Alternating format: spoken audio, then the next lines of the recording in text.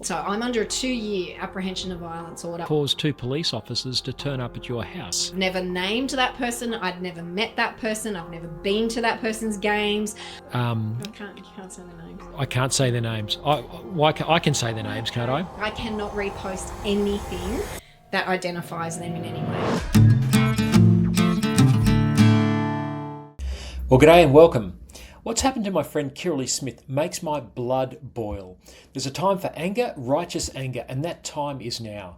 Last week in the federal court, Kirralie lost her appeal against 2 men who think they are women and who play soccer on women's teams. She must now publicly be shamed as part of the punishment, and she must pay these 2 men $95,000 because she called them men. Kirralie joined me here in the studio early this week and told me her story. That's coming up, and you won't want to miss what she has to say. Apart from a segment last night on Peter Credlin's show on News 24, the mainstream media have been ignoring her case. But it is one of the most significant freedom of speech cases facing a nation that is rapidly losing that precious human right. My chat with Kirralie is coming up. Don't go away. But first, Victoria has a new Premier Ben Carroll. The stinking rottenness that is sadly everywhere in our politics has just gone to a whole new level. Carroll deposed Jacinta Allan in a party room coup this week after Labor continued to take hits in the polls, deservedly so. Carroll is the second unelected Premier in recent times after Allan took over when Daniel Andrews resigned just after he won the 2022 election. The state is, of course, in a terrible mess after 12 years of corrupt Labor rule. Victoria is the basket case of Australasia with massive debt, criminal gangs creaming taxpayers' monies off union-controlled public works, and an education system that teaches children that radical LGBTQI+ sex and gender ideology is normal.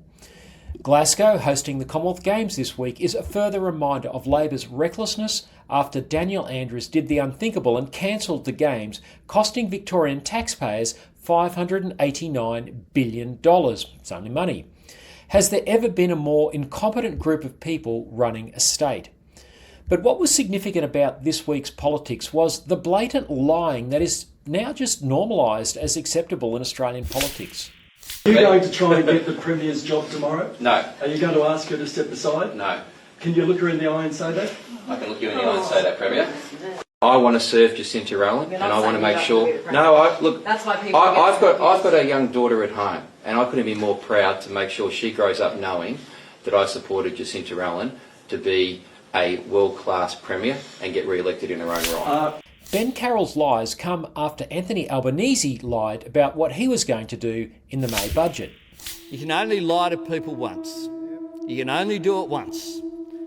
Only once. Can you rule out any changes to negative gearing and capital gains tax? Yes. How hard is it for the 50th time? I believe that when you go to an election and you make commitments, you should stick to them. I've always been a man of my word. But back to Victoria. Apart from lying his way to the top job, the first thing Ben Carroll did in his first press conference was lie. Let me make one thing very clear. I am not Daniel Andrews. I am not Jacinta Allan. Oh yeah? Well, take a look at the picture on your screen. For those listening to the audio podcast, all 3 premiers are sporting the flag of the radical LGBTIQ+ political movement, the rainbow flag. That's a movement that sexualises your children and grandchildren and teaches them that their gender is fluid. So, sorry Ben, no one believes you are different to those wokesters. In fact, you are worse, as this picture of you with a child at a pride parade earlier this year demonstrates. The so-called Pride agenda is all about sexualising little children and inducting them into harmful gender-fluid ideology. Ben Carroll deserves the ocean with a millstone, to quote a first-century Palestinian rabbi. But to top off a week of telling whoppers, Carroll said this. In my government, integrity will not be optional. Now let's just do what not many people are doing and pause to think about that. Ben Carroll has just been part of a Labor government for 12 years, and he has just said that integrity has been optional. That's implicit in his assertion that from now on, integrity will not be optional. So why, Ben Carroll, did you sit as a Member of Parliament, Senior Minister, And Deputy Premier, when you knew the governments you were part of were not operating with integrity. Do you seriously want us to believe that you have changed and that you're going to be honest from now on? You should be laughed out of politics for saying that with a straight face. The fact there is no real uproar says something extremely worrying about where we've come to as a society. If politicians can get away with such blatant lies, cynicism, and quite frankly treating us like mugs, our nation is in deep trouble. All I can say is, Victoria, you have brought this upon yourselves. And to the rest of my fellow Australians, we're not far behind the dumpster fire that is Victoria. We desperately need to replace dishonest clowns like Ben Carroll and Anthony Albanese with leaders of character. Speaking of Anthony Albanese, the campaign organisation Advance dropped this advertisement during the week. Mass immigration is changing the nature of our country. Women are losing their rights and being dragged into court simply for saying men aren't women. Our kids are being told Australia isn't theirs and we all need to ask permission to be in our own country. And it will keep getting worse until he goes. If he stays, we pay in every way. Authorised by Matthew Sheehan, Advance Australia, Canberra. This is powerful truth-telling. I hope it wakes people up. If I am fortunate enough to be elected by the people of New South Wales to a seat in the upper house, I want to assure your community today that I will be a fearless voice against the Chinese Communist Party in that parliament. For the past several years, I've been a regular speaker at Falun Dafa public demonstrations in Sydney against the Chinese Communist Party. Like Christians, the CCP relentlessly persecutes the Falun Dafa for promoting a worldview other than the evil Leninism of its supreme leader Xi Jinping. August harvesting of Falun Dafa practitioners by this brutal regime is well documented. Earlier this year, when the Falun Dafa produced Shen Yun stage production was touring Australia, there was a bomb threat at the lodge in Canberra. The message accompanying the bomb threat was in relation to upcoming performances of Shen Yun. The Prime Minister and Jodie Hayden were forced to evacuate the lodge for safety. Now, while it hasn't been proven conclusively that the Chinese Communist Party was behind it, it's highly likely that it was, or at least one of its proxies. One of the reasons I chose to go to Shen Yun again this year when it was in Sydney was to send a message to the CCP that they don't get to determine what shows Australians see. Well, one of the chapters in my new book, Turn the Tide, is titled Islam, We Have a Problem. Now, let me be clear, most Muslim people I've met are good people who love living in Australia. However, since the October 7 atrocities committed by Hamas in southern Israel, I've been alarmed at the support of Muslim leaders in Western Sydney, not for the Israeli victims, but for the rapists and murderers of Hamas. It's part of the reason why I was very happy to be interviewed for a documentary about Lakemba Mosque in Western Sydney. Take a look. I mean, on the anniversary, the first anniversary of October 7 in 2024, Lakemba Mosque hosted a rally celebrating what Hamas did, the atrocities, organised by a terrorist organisation called Hizb ut-Tahrir. That was done at Lakemba Mosque. Now, again, if I was a Muslim leader and if I believed that Islam was a religion of peace, I'd be chasing those people away from my mosque saying, no, this is not what Islam stands for. We're a religion of peace. We're not into violence and raping women and celebrating all of that. But that's not what we've had from the Muslim community leadership in Australia. So yeah, I'm deeply worried because the leadership seem to be on the side of Hamas. The producers, Kyle and Abe from Evangel Oz, have done a good job at opening up a discussion about Islam, and it's a discussion that we desperately need to have. We're constantly told by Muslim leaders that Islam is a religion of peace. I want to believe them. But watch what Gamal Kir, the spokesman for Lakemba Mosque, said when confronted with the historical truth that Islam did indeed spread by violence. That belief that Islam was spread by the sword, which historically, if you looked at the facts, it wasn't. So when we're talking about Prophet Muhammad, peace be upon him, when he went to another territory, traditionally what would happen was they would be, the people of that city or town or village, whoever the case may be, would be given three options. The call to prayer, which means they've accepted the Islamic faith, because they'd say the call to prayer and they would reply the call to prayer. So it's not a call to prayer saying we've dominated, use ours now. They would call the prayer. If the inhabitants of the city return that call, then that's a sign saying we've accepted. If they didn't want to accept, they don't return the call to prayer. They either lay down their arms and pay a tax. And if they didn't want to do the two, then there wasn't a call to prayer, it was a war. Now, did you catch that? Some choice. He just said the quiet part out loud. I'd encourage everyone to watch this documentary about the Muslim call to prayer and plans to bring it to a suburb near you. It's only just dropped in the last 24 hours. The details of where you can watch it are on your screen. Well, I'm really excited to have the prominent US children's rights advocate Katie Faust speaking via video link live at the Family First National Conference, which is upcoming next month. Now, this past week, her organisation, Them Before Us, sponsored billboards like this in North America. This truth bomb set on fire the hair of radical rainbow activists whose agenda it is to normalise motherlessness and fatherlessness. I'm looking forward to Katie helping us kickstart this conversation here in Australia. Early bird discounts for the conference close tonight, that's Friday, July 31, at midnight. So go to familyfirstparty.org.au/events and get your tickets. You can, of course, still buy tickets right here up until the conference on August 21 if you miss out on the early bird prices. I hope to see you there.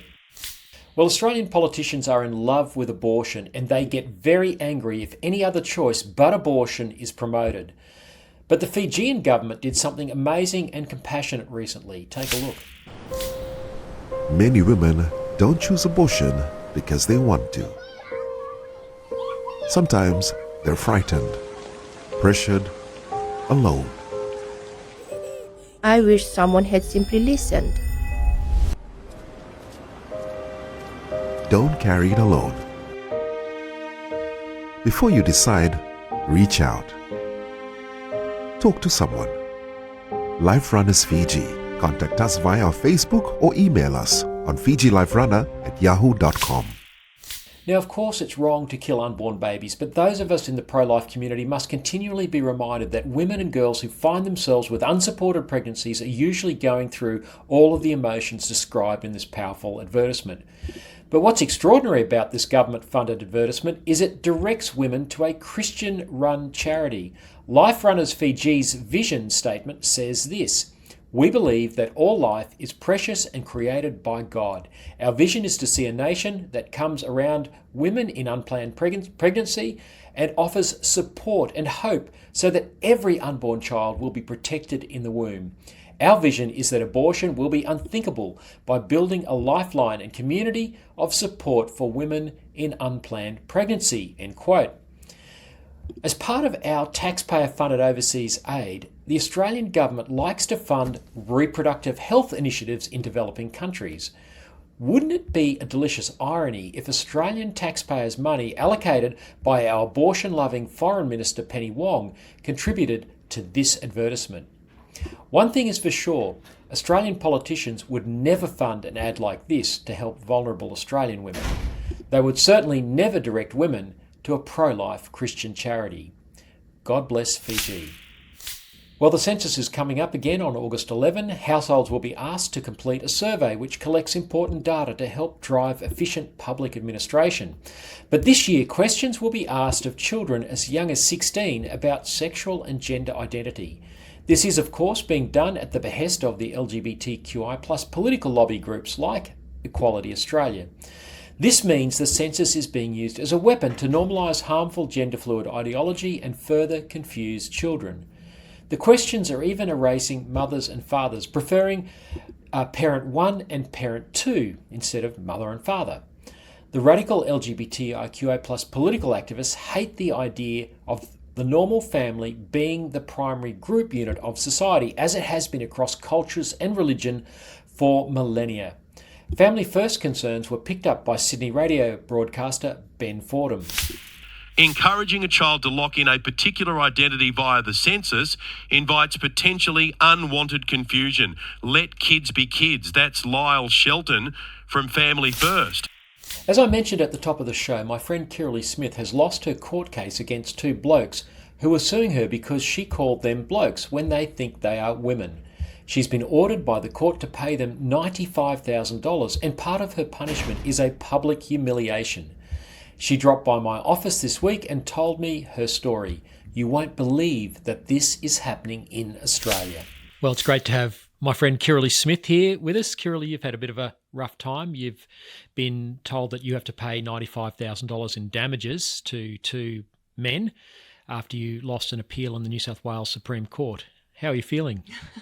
Well, I feel everything really, but a bit bewildered, but also $95,000, $1 million, whatever it is, it's not going to turn men into women. Like it's a nonsense verdict. It's a nonsense payment.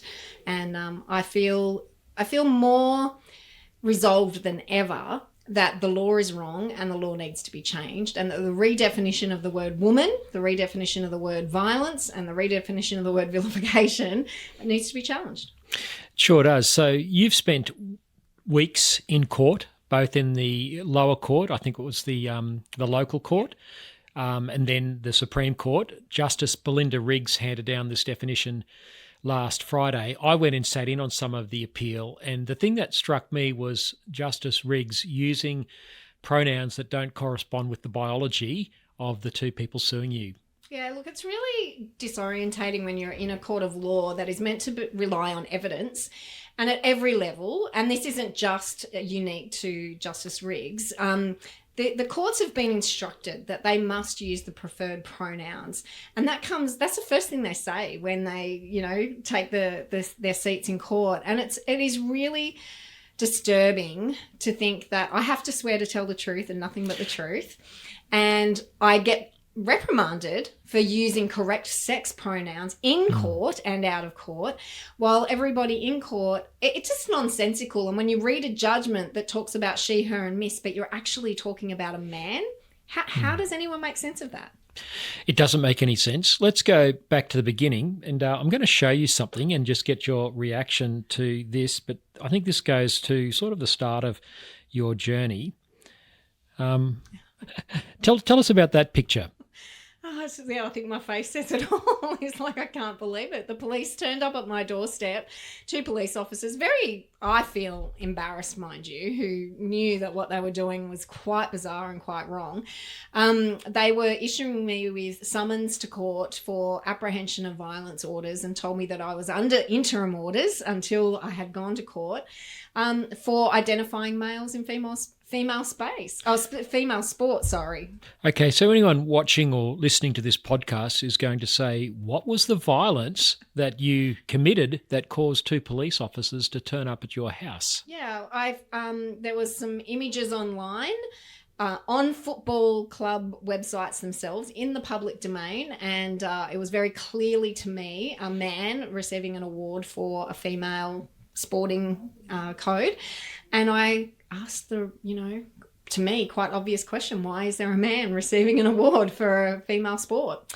And I reposted that, and that was labelled violence. Can you say which football club? We're talking soccer. Soccer. I can say soccer. I can't say the name of the club. You can't say where, but it was in Australia. It was in the state of New South Wales.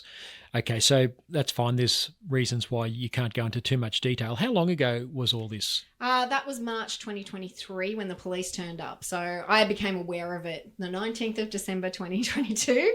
I had tried to go through what I think are the normal processes of approaching the club, approaching the regional manager, approaching Football New South Wales and Football Australia.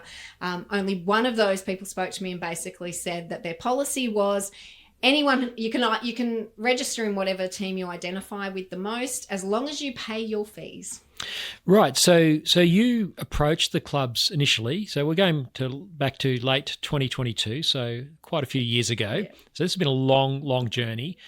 You got no joy from the clubs, so you did what every citizen should be free to do in a democracy, and you used social media to express a point of view. Yeah, well, after I'd exhausted all the other avenues, like I really went through and tried to speak face-to-face or at least over the phone with the people responsible for writing the policy. But I am the spokeswoman for binary. I'm a mother and, that's really important to me. And I have a son and daughters who play sport, and this is how it all arose. But I went through what I believe are the right processes, and then they all failed. So I did take to social media as a registered third-party political campaigner dealing with public policy, particularly in the area of women's rights, and tried to arouse public awareness and engage the appropriate people in the appropriate debate. Well, I would think a lot of mainstream mums and dads would be interested to know whether men who are assuming the identity of women are playing in women's soccer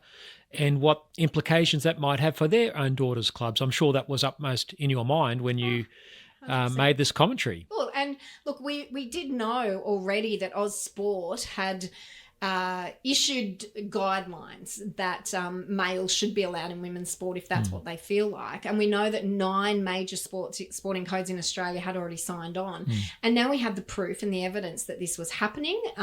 We had heard that in codes like AFL, tennis, swimming, athletics, these things were happening. But here was the evidence. And so, again, like I said, I tried to go not in the public domain to begin with, even though the information was in the public domain. But that didn't happen. So we decided to campaign on this and to show the evidence of the policy failure, because that's what it is. Yes, and you mentioned you're the spokeswoman for Binary. Just explain for our audience who Binary is, for those who may not be aware. Yeah, Binary exists to champion 3 major things. There's lots that we do, but the 3 major things are women's sex-based rights, spaces, services and sports, because women basically have been erased from law in Australia, child safeguarding in the face of aggressive gender ideology, and parental rights. Yeah, and for full disclosure, I'm with you in Binary. I'm on your board as the chair of your board and been involved for a very long time and a great supporter. And I guess for some people who may not be aware, this really came out of the same-sex marriage campaign, the sort of thing that's going on now in terms of the erasure of sex-based rights was something that was predicted as a result of the redefinition of marriage. So this goes back a ways. Yeah, well, if you redefine one word, you have to redefine other words. And so there were lots of warnings that if we redefine the word marriage, then other words would be redefined. And unfortunately, I think it's been accelerated and far more aggressive than we could have understood at that time. But the word woman has been redefined. Child is now a mature minor. And words like violence and vilification and discrimination have all been, especially for those on the conservative side, have been weaponised. But the left seem to get away with whatever they like. They do. And words like mother and father are also being erased as part of this agenda. So there's been far-reaching consequences, despite our attempts to warn people back in the 2017 marriage plebiscite. But we won't get. Let's stick on this issue. So you and Binary started campaigning about men playing on women's soccer teams. You were under an apprehension of prevention of violence order as a result of the visit from the police. I will say it was denied first in the local court, but on appeal, that player was successful. Okay, so just unpack that for people who don't understand the legal process. Well, there were three applications, 2 different players and an official from Football Australia. The Football Australia official pulled out before it went to court. The second one went to court, but they pulled out on the day. And the third one went to court to hearing. It was denied. But that person appealed and then was successful. And so I'm under a 2-year apprehension of violence order. I've never named that person. I'd never met that person. I've never been to that person's games. I've never asked anybody else to go to the games. Yet somehow taking that image from the public domain, from their own football club, reposting it has been defined as violence. So you taking an image off a public social media platform, reposting that, as people do every day, and making some commentary around a contested issue of public policy, got you in hot water, and you have an apprehension of prevention of violence order against you standing to this day. Yes. So one failed, one was withdrawn, but one has been upheld. Yes. And you've not physically met these people, you haven't physically touched them, you haven't threatened them. Nope, haven't named them. Haven't even named them. No. You just posted some commentary saying these are men playing in women's soccer. I was very offensive in saying that why is a bloke in a frock? Why is a bloke in a frock? And which is a factual statement. That's right. And that's what got you an apprehension of prevention of violence order against you. Is this Australia? Apparently so, but it's not the Australia that you and I grew up and love and are working so hard to defend. Yep. It really is mind-boggling that that this can be weaponised in such a way. You can't say their names. I can't say their names. I can say their names, can't I? I don't know. I just know. Nick, I can't. If you do it, I can't repost. Okay. You can't repost the podcast. We can beep it out. Yeah, we can work on that. Okay. But no, if I repost, I cannot repost anything that identifies them in any way. Wow. Okay, so that was the apprehension of prevention of violence. Then the vilification action came later. Tell us about how that happened. It wasn't much longer. Sorry. It was first they applied under the anti-discrimination laws in New South Wales, so it had to go to NCAT, the New South Wales Civil and Administrative Tribunal, which you know QCAT very I do, well. yeah. But because I'm a registered third-party political campaigner, part of our argument was that there is an implied freedom of political communication in the federal constitution, so that's federal law. So that means NCAT were not the right jurisdiction. So that was dismissed from NCAT. They refiled in the local court, and that's where it has began and has progressed. That's interesting. So NCAT didn't want to deal with constitutional issues, and again, for people who might be following the law, the implied freedom of political communication was something which the High Court established. Established through the High Court through a ruling. I can't remember the exact case. But that case was a landmark case which is now routinely used to uphold freedom of political communication, freedom of speech in this country. And if people talk about freedom of speech in Australia, it's generally that implied right of political communication as established by the High Court because they found that in the Australian Constitution. But that hasn't helped you, firstly in NCAT, and nor in the local court, and now it hasn't helped you in the New South Wales Supreme Court. No, they've, there's a lot of technical arguments, and I won't even claim to understand all of that, all of those technical arguments, but they're basically claiming that there isn't a protection because I named or identified. So another player I've named once, but I took a screenshot from where New South Wales Football had named them, and note they're saying that the vilification is outside of Interesting. that. So you were sued under the New South Wales Anti-Discrimination Act, as you mentioned. That's similar to the Queensland Anti-Discrimination Act, which I've been sued under by 2 drag queens. That's another case for another day, but it's essentially very, very similar legislation. There's not a lot of difference between the two. So it's... and I can't remember the wording from the New South Wales Act, but it's all around inciting for ridicule, hatred, that sort of thing. Yeah, that's right. And so you've been found guilty of inciting hatred. So essentially these are laws which are designed to protect people's hurt feelings. Absolutely. And how do you measure someone's hurt feelings, and why are their hurt feelings more important than mine, or the girls on the soccer field, or the ones in the change rooms who have to endure that humiliation? And these protections are only for one small cohort of people. They don't protect everyone. And in this case, they're protecting men who wish they were women instead of women. And that's really disturbing. It's very difficult. And they've really weaponized, the activists have been very clever in these laws, because not only have I been targeted and found guilty of hurting feelings that are not measurable, the damages awarded are not measurable, nothing's measurable about this, but the policymakers in sport in particular have been able to weaponize that to say to all the players, coaches, officials and parents in these sporting codes, don't you fall foul of the anti-discrimination laws. So every woman who speaks up gets penalised, or anyone who stands up in the defence of women in this sport area, but the men who wish they were women have every protection in the world. Yep.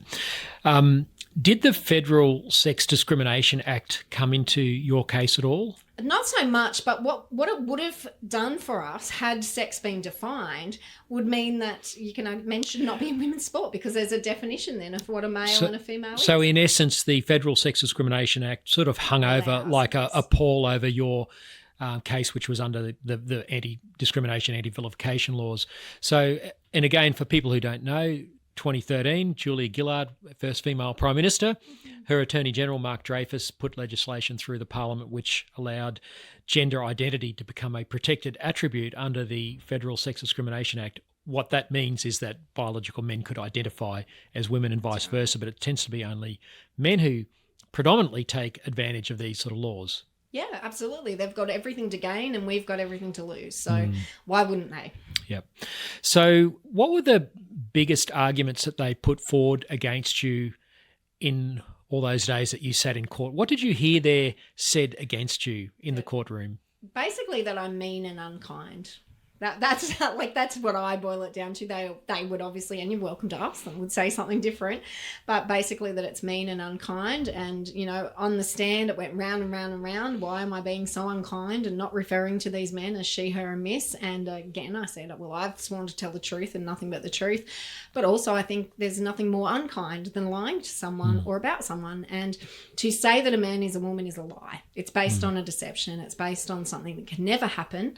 And so it all boils down to that. And they felt that was very unkind, very embarrassing for them, very humiliating, whatever it is. But again, no consideration for the humiliation that us women feel, only for what they might feel. It's not measurable. It's very subjective. It's not, you know. Yeah, it's crazy. We've lost sight of reality. I went to, some of your appeal hearings are in the open court, and I believe when you're in the local court, I went in for an afternoon as well, and I saw one of the people who were suing you on the witness stand, and it was very obvious to me that was a man sitting there. And I'm just going to make that statement because that's what I saw with my own eyes, and it won't matter what someone tells me to say in terms of pronouns. I'm not going to... I'm going to believe my eye. It's the most innate human ability. A Totally. toddler can tell the difference between a male and a female. An Adam's apple is an Adam's apple. That's right. They love to use the argument, what do you want to... You're obsessed with people's genitals. And so I don't need to be. I can look around and see who a man is and who a woman is because there's a lot of differences. Yeah, look, this is some of the crazy stuff. And, it's the thing that's amazed me since your case decision was handed down last Friday is there's been very little media coverage, almost none that I can see. Sal Grove has written a piece in The Australian this week where she's referred to your case, and good on her. Yep. The only other media that's covered is the gay media out in Perth and the Queer News. They're all my fanboys. They're all your fan people, whatever. But their headlines are anti-trans activist Kirralie Smith. Yeah. Are you anti-trans? No, I'm not anti-trans. I'm pro-reality, pro-women, pro-family, and I'll say. I mean, I don't think there's such a thing as trans. It's impossible to trans your gender or your sex. So, but I have nothing personal against these people. That's why I've always made it about the policy. I used examples to prove the policy failure, but this isn't about individuals. And, there's always been cross-dressers. There's always been transsexuals, transvestites, whatever they wanted to call themselves. But this is a much bigger issue than any one individual. It's a pretty lazy argument, isn't it? To use a slur, a pejorative, to say you're anti these people, that's got nothing to do with it. I mean, how they want to live their life is up to them. It's not about being anti them. You're trying to affirm and defend the rights of girls and women, and and the consequences of them asserting a particular identity on other people. Yes, and that it is taking away our freedoms because this isn't, people go, this is a really big freedom of speech issue. Yep. Yes, it is, but even more than that, it's a truth speech issue. Yep. If we can't speak about reality as it is, as the evidence backs it, the science backs it, then we are in really big trouble here in Australia. This is a lot more than, it's not just about gender identity, it is about all things. And if we can't speak truthfully and take the facts as they are presented, as they are revealed and evidenced, then there's going to be a lot of problems. Well, it's quite serious, isn't it? I mean, women have been injured in Australian soccer competitions by men playing in women's soccer. That's happened in the last couple of years. We've got a young woman came and spoke on the Ben Fordham program just last week, saying that she had been. Can I speak to that? For a moment? Please. No, that I'm nervous as to what you can and can't say. But I know. And what I do want to say, and I think it's okay for me to say this, is that when I was on the stand, I was really heavily questioned about the evidence that I had that females were injured. And I made it very clear that the girls who were injured would not come forward because they did not want to be held in the same way I had been, dragged through courts, called transphobic, anti-trans, all of those things. There's a video that circulates on social media that is evidence of one of these things. It happened after our court proceedings had begun, so you can't introduce new evidence. However, the judge then took all of that and in her summary wrote that basically I did not provide any evidence that women had been injured in this sport. And so obviously the ABC, the This Guardian, is Justice Riggs? No. This is the local court decision. Yeah, okay, yep. And had said, so, it's really weaponised against me now that I lied in court, that I had no evidence that girls had been injured. There is plenty of evidence, but it wasn't, my anecdotal evidence was not accepted in court. But the whole reason is these women can't come forward for fear of how they will be penalised if they do. And this is the problem because I believe the whole point of these court cases is for the chilling effect. Yep. It's not about Kirralie Smith. It's not about Lyle Shelton. It's not about Sal Grover. It's about giving this ideology free rein to operate however it likes, and that anybody who dares step outside the lines and wants to, speak the truth is going to be punished and penalised. Yep. And it's being effective at the moment, unfortunately, and that's why I have to keep speaking out. Absolutely. Well, let's go to punishments. So on Friday, the judgment came down from Justice Belinda Riggs, and she has ruled that you have to publish an admission, essentially, that these men were women. Yeah, and then I'm guilty of vilifying them. And that you have to say this publicly. You have to publish this on the binary social media platforms and website. And my personal ones. And your for 3 months. Yeah. So you have to publish a lie about the biological reality of these men. Yeah, and the judge basically said it doesn't matter what I believe about it. The fact is I have been found guilty and I need to post that everywhere. And let's just say some people have likened that to a scarlet letter or a piece of well, it's funny you fabric say on my that. clothing. This is hilarious. It's not hilarious. It's deeply troubling. This is a scarlet letter type moment, isn't it? It feels like it, The judge also wrote in that decision that it's not about humiliating me or shaming me, but it clearly is, and it's something I don't agree with. It's something that, I've said over and over again that I've been found guilty of these things. So that statement's true. I have been found guilty, but I don't think it's an unnecessary shaming, public shaming.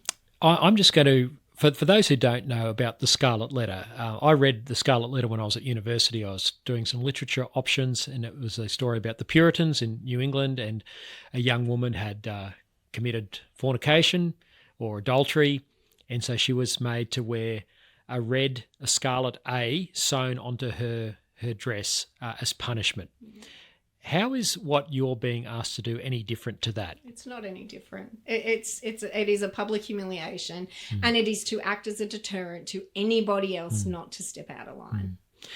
The irony of this is extraordinary because books like The Scarlet Letter were written to shame conservatives who perhaps might have got it in a bit legalistic, although I think the Puritans by and large have a very good record. They were great people. Not everyone's perfect, and maybe they, as I say, were a bit legalistic.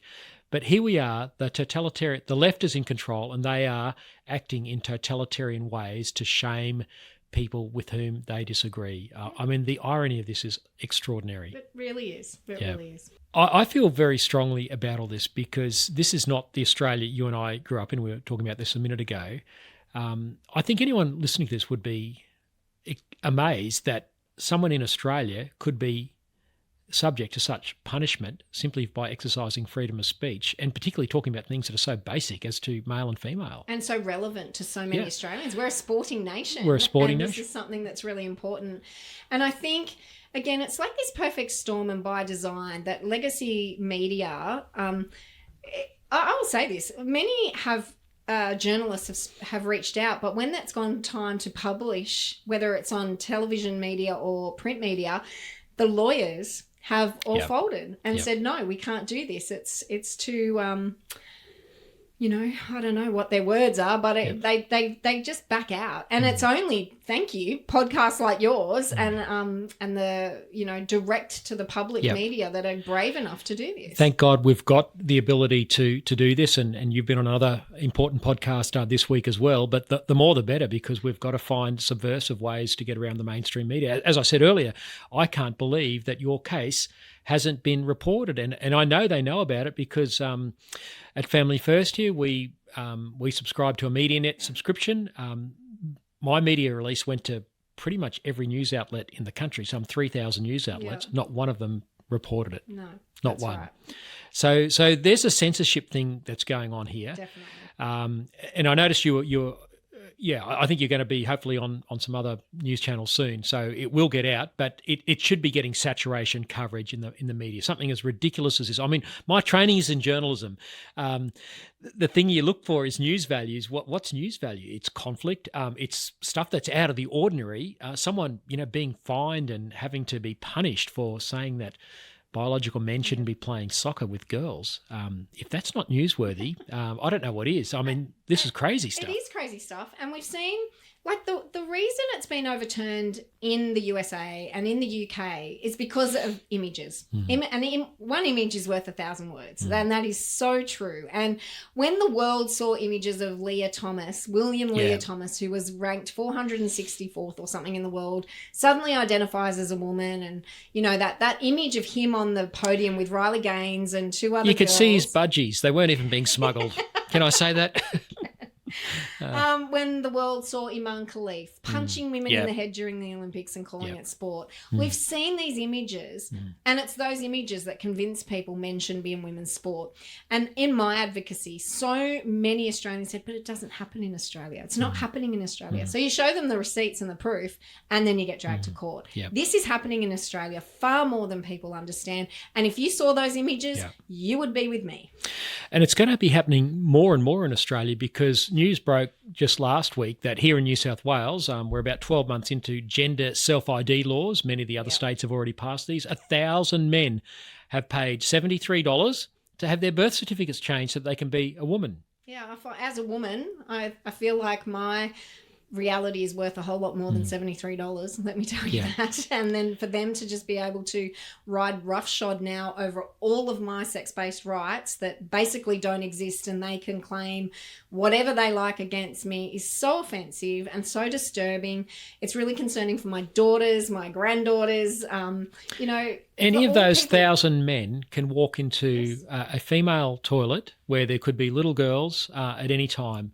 And to say that that's not somehow a risk. Now, it's not to say that every man who changes his birth certificate is going to be a sexual deviant, but there will be a percentage amongst a cohort as big as that will be. Absolutely. Is that an acceptable risk for society? It's not an acceptable risk. And the evidence is also showing us that many men who identify as women are doing so out of a sexual fetish. And we don't know which ones out of the 1,000 are doing that and which ones aren't. So, but why should the onus be on women? Those men can still use male toilets, and that's where they should be. And it should be men who are told they've got to be tolerant of these cross-dressing men, not women.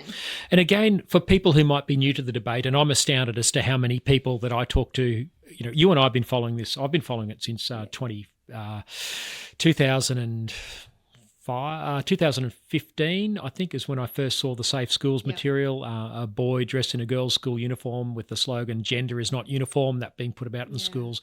That's when it came on my radar, late 2015. And of course, but so many people don't even know that this is happening. So when we talk about men, going and getting their birth certificate changed, most of these are not having so-called sex reassignment surgery. They are intact males, the majority of them, who are just identifying as women. Some might be going to get surgery, but even if they are, that's not the point. They're still men. There's nothing that can turn you into a woman. You will still have male chromosomes, and a male skeletal frame. And a male skeletal. When they dig you up in 300 years' time, it's all going to be there. Everything's male. Everything's male. So, and you mentioned the sexual fetish issue. There's a word for that. It's called autogynephilia. And again, for those who are new to the debate, you need to understand these terms. It's a male who gets off on himself by looking like a woman and taking the the hormones to grow breasts and all that sort of stuff. So it's quite a, it can be quite a sick thing for people who are also, got mental problems as well. And most of them do. Like, this is the thing, people say, you hate transgender people. I go, no, I feel actually great compassion. Yep. One, because they've been lied to and told that they can be something they're not. But two, in every case, there's always an underlying issue, whether it's trauma, autism, depression, an eating disorder, something on the spectrum.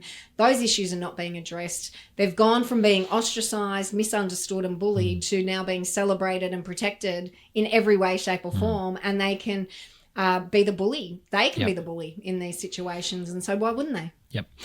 So you've got to be publicly humiliated as part of your punishment. You've also got to pay $95,000 in damages to both of these men. So that's your punishment. You've got a small window in which to make a decision about going to the appellant court.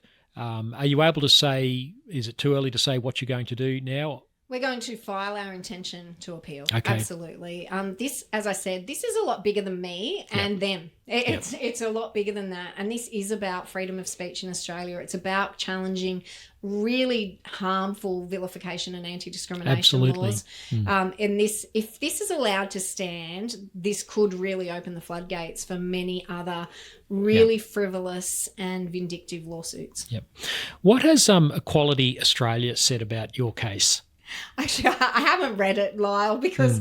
Not just about... Have they been commentating throughout over the last few years? I believe they have. And, again, with all the fanboys at those magazines you talked about, they celebrate every loss that I've had.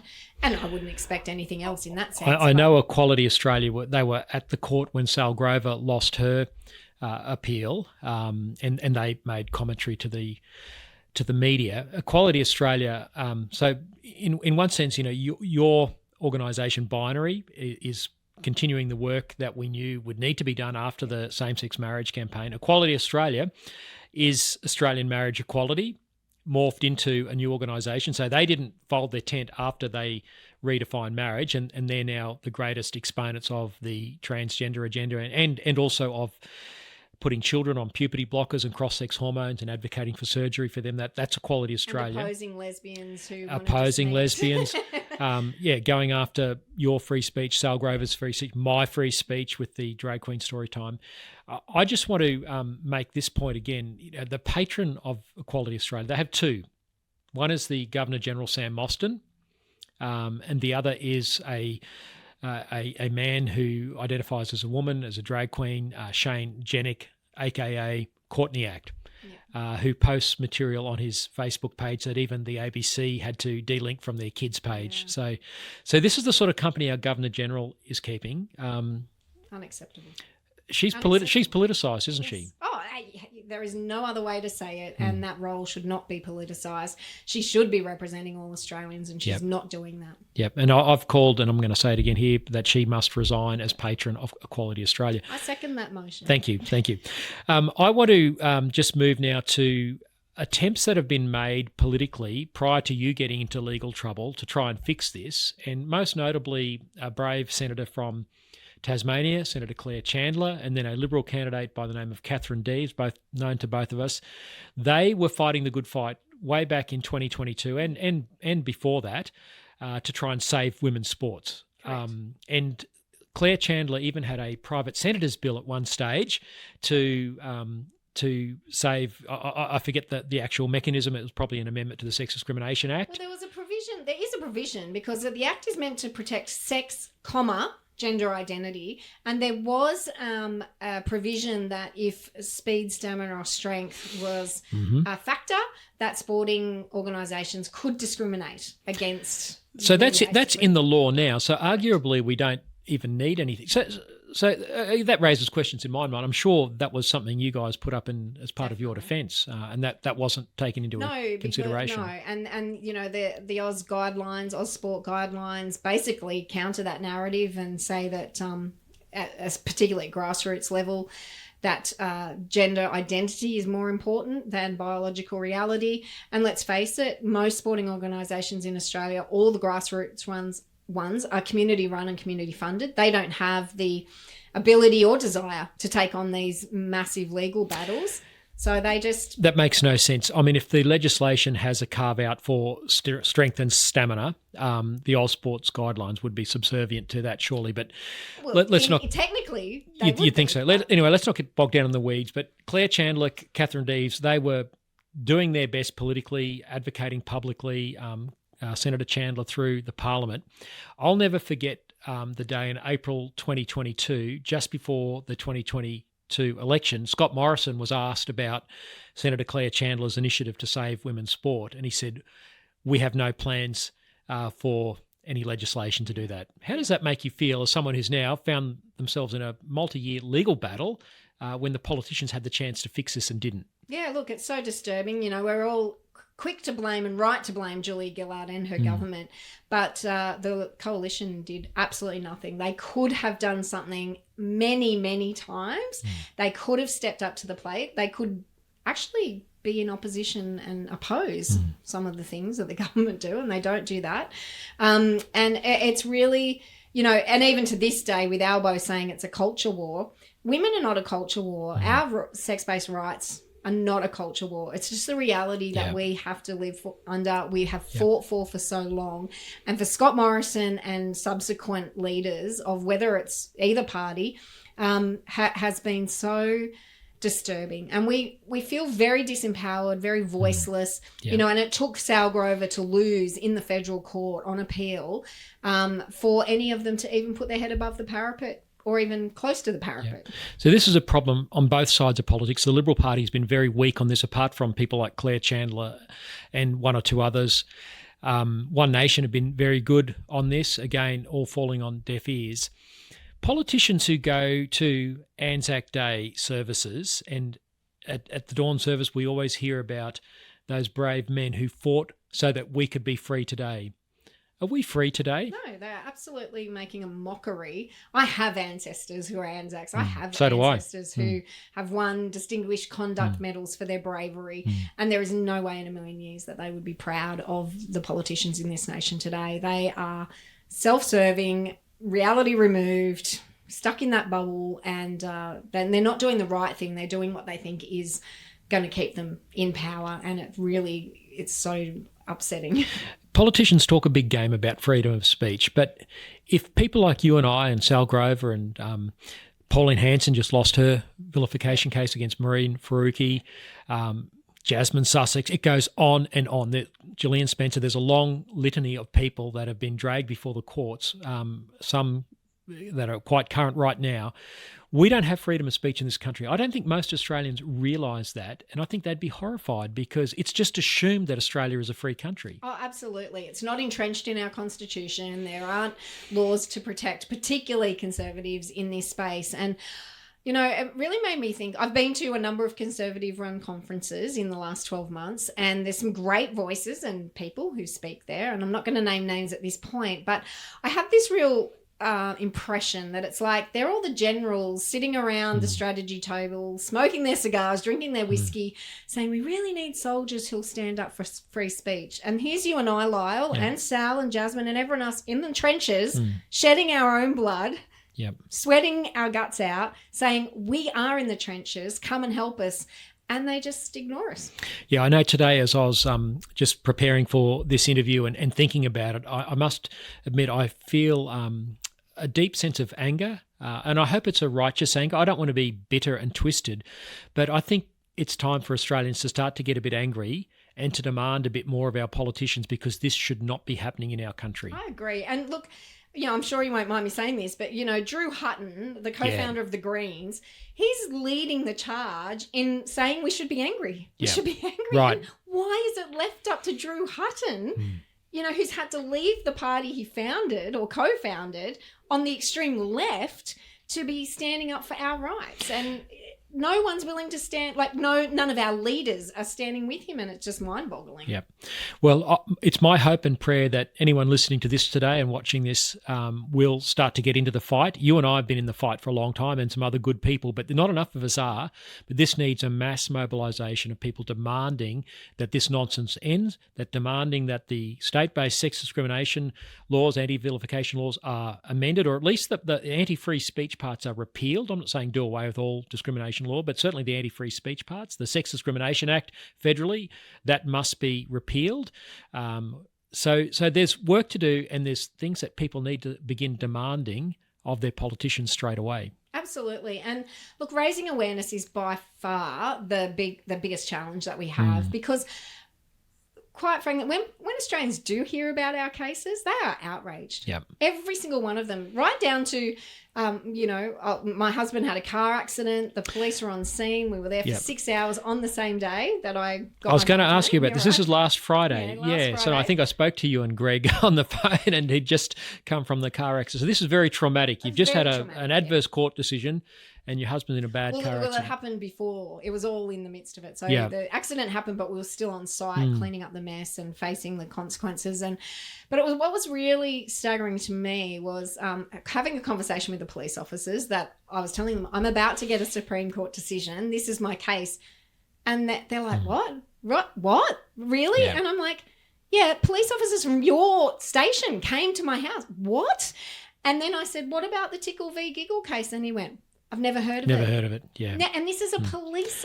Well, there was actually several police officers on site, and they were all gobsmacked. So if our police don't even understand the issue, if they haven't heard about it, what it shows you is there's not that level of awareness that we need. And so podcasts like this, the work you and I are doing, I just want to say to people, don't underestimate how powerful one share can be. Yep. Just share it. Share it. And then someone else will share it, and someone else. And we won't have the outrage until we have the awareness. We've got to have the awareness first. Yeah. It's just a shame it's taking so long. And just so people know, Greg is fine too. He was a little bit hurt, but nothing too serious. Thank God for that. It was a hard day. Kirralie, we admire your courage. I've been an admirer of yours. Obviously, I support you through Vinery, but we've known each other for a long time, and I feel privileged to know you, and I hope people will have got a greater glimpse into your world and the sacrifices that you and your family are making for this. I really appreciate you coming on the show today. How can people follow your work? Thanks, Lyle. And I just want to say the feeling's very mutual. binary.org.au. We have a fundraising page. It's just /donate on that. And that's going to help your legal defence too, which will be ongoing when you lodge yet another appeal. Yeah, and we've, like you, had to spend... I think we're up around $500,000 now. Wow. A lot of legal fees and just the cost of taking on this fight is quite extraordinary. And I'm so grateful to everybody who has donated and is offering to donate. But again, I think that the sharing our articles, talking about this, like every Aussie loves sport. Well, most Aussies love sport. Talk about it. When you talk about sport, say, did you know? And talk about these cases. Share them, like them.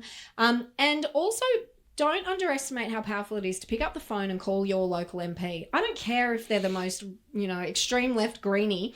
They still need to hear that you do not agree and that you want common sense restored. You want freedom restored to this country. And if they don't hear from you, they'll pretend that it's not a problem. So it's really important to email and pick up the phone and speak to your MPs. Binary.org.au. Go and follow Kirralie's work, follow her on social media, make a donation, help fund her legal defence. Kirralie Smith, thanks for being with us on The Lyle Shelton Show. Pleasure. Thanks for having me, Lyle. Well, that's it for this week. Before I go, I just want to say thanks to everyone who has bought a copy of my new book, Turn the Tide. In the first week of its release, 500 copies were sold. I've been blown away. Make sure you get your copy at turnthetide.au. And also, please make sure you register for the Family First National Conference in Sydney on August 21 and 22.